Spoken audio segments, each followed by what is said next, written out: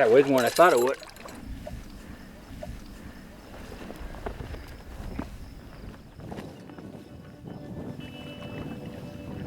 I think sometimes there's a tendency to try to separate humans and the environment or nature and culture, but really these things are very deeply intertwined.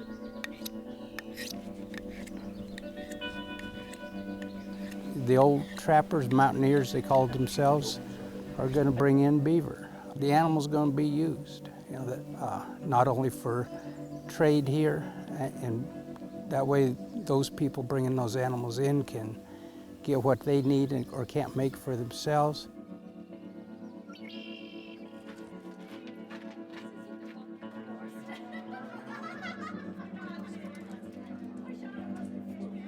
The fort itself, Bensville Fort, when it was constructed about 1833, or at least open for business, was located on the mountain branch of the Santa Fe Trail.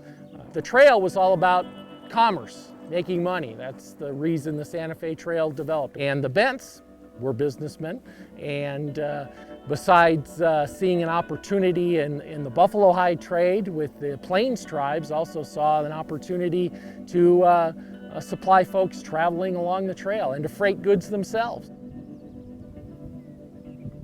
The natural resources found here, the native prairie grasses, supported millions of buffalo. The buffalo supported the Plains tribes. The tribes then traded buffalo hides for material goods that made their lives easier.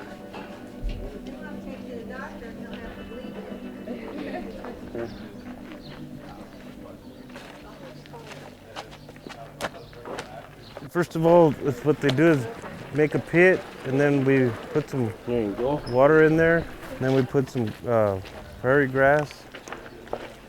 And you make sure it gets down to all the corners and all that good stuff so that you have a nice square block. Within probably three days, you would turn them on their side so that they dry. And then they'll continue, you stack them on their side like that over there also. And then you could pick them up probably within 7 days.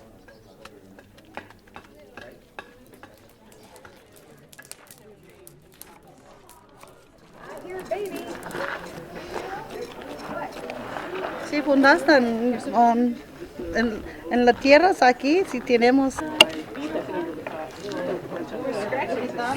We can get things like prickly pear around here, but there are a lot of ingredients that we can't grow. So we get a lot of things shipped in because we're right along the Santa Fe Trail. So those traders come in and they can bring us dried fruit that we use for our pies, and they can bring in salt and other seasonings. So there are a lot of ingredients that we get from the trade caravans.